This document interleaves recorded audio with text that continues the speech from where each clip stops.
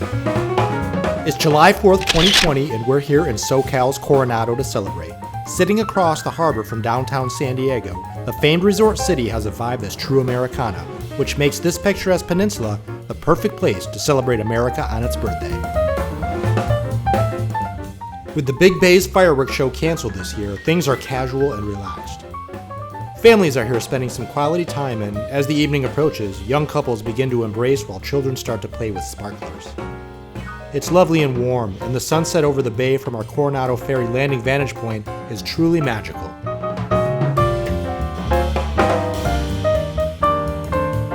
We go in search of a spot where we can enjoy delicious food, engaging conversation, and moments of quiet reflection on a day and year that continues to wind down a weird path towards an uncertain conclusion.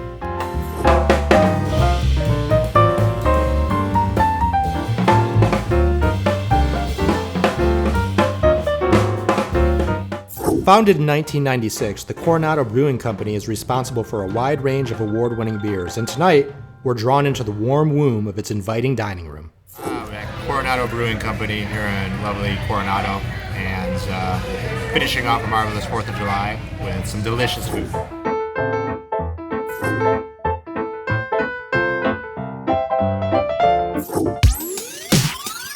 We're getting ready for the day with a delicious cup of coffee.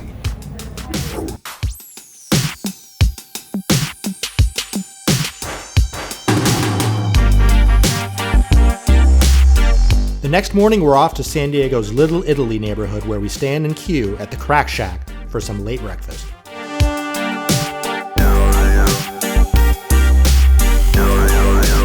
The abundant outdoor seating makes this a great place to get your munch on while enjoying some fresh air. I was hungry, it looked delicious. So I like that it's a nice outdoor setup. Thank you. No problem. We all make it there. On our way down to the waterfront, we are greeted by a lively scene from the Waterfront Bar and Grill. Opened in 1933, shortly after the repeal of Prohibition, this is purported to be San Diego's oldest tavern. Now we're headed down to Waterfront Park. It's a beautiful July day, and we're gonna have a day in the sun, fun in the sun, down at the waterfront. Welcoming residents and visitors alike, the newly constructed Waterfront Park is the most significant waterfront open space in downtown San Diego. We're here to admire the art and architecture, especially the work of French-American sculptor Niki de Saint-Phal. The existing historic landscape and landmark county building form the park center, while an interactive splash fountain extends from the building and into the park, defining a large civic green. San Diego has a ton of awesome waterfront museums, like the classic ships you see behind us. We're about to go check it out, see if they're open.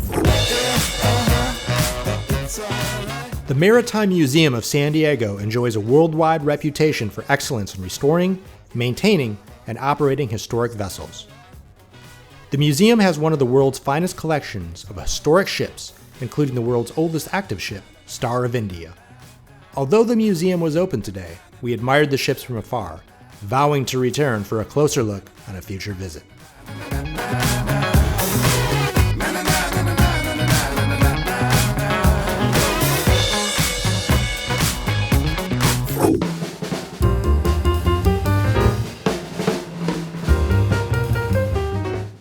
While better known in Europe during most of her career, Saint-Phal later settled in La Jolla, where she would spend the remaining years of her life. Several of her kaleidoscopic pieces are on display here, and it's truly a joy to encounter them. The waterfront is totally beautiful today. We're heading back to Little Italy, back to our ride, check out a few more places. I think we might hit Ballast Point Brewery too. Come along with us.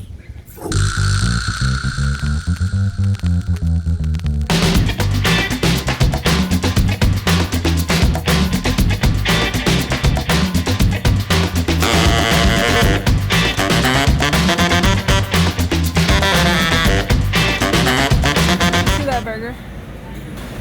That's the best that you can ever put on a hamburger.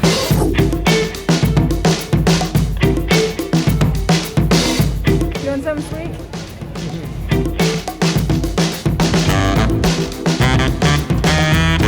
Next, we descended upon Seaport Village, a waterfront shopping and dining complex adjacent to the bay in downtown San Diego. Which one? Featuring more than 70 shops, galleries, and eateries, we spent hours exploring, with the beautiful blue bay as a backdrop. An awesome ship. Close to Seaport Village is the USS Midway Museum, a historical naval aircraft carrier museum featuring an extensive collection of aircraft, many of which were built in Southern California. The ship was in service from 1945 to 1992 for the entirety of the Cold War, and from this vantage point is an awesome sight to behold. From here, it's just a short walk to the famed public art piece Unconditional Surrender, which, frankly, speaks for itself.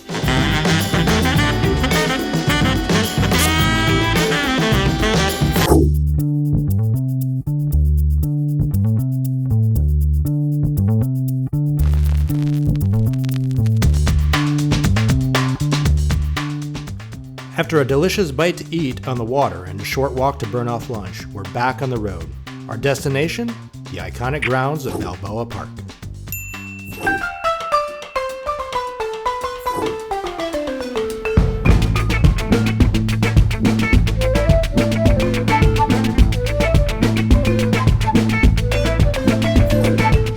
Ever-changing and always amazing, Balboa Park is home to more than 16 museums, multiple performing arts venues, gardens, trails, and many other creative and recreational attractions, including the San Diego View.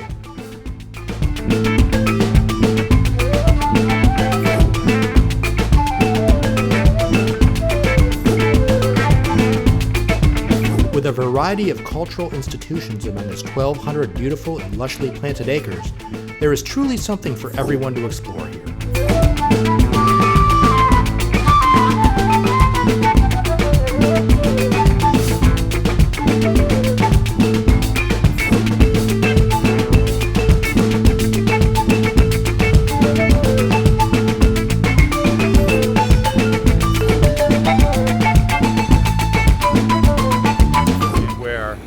Now here in front of the marvelous Casa del Dorado Theater, and we're wrapping up our day.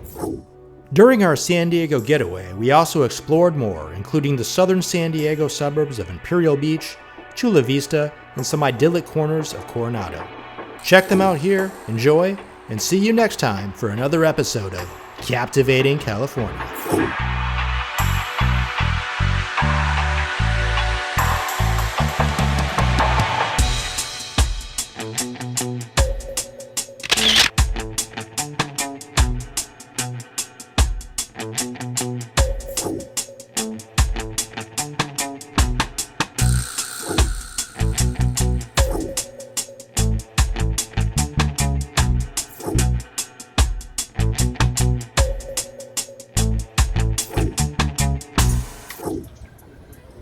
History, it's so cool.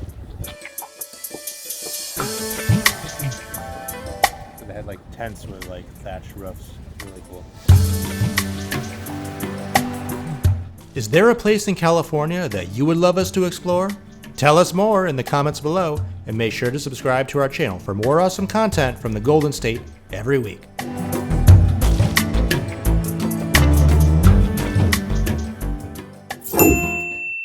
Oh, by the way, my name is Joseph Zender, and I'm your host here at Captivating California.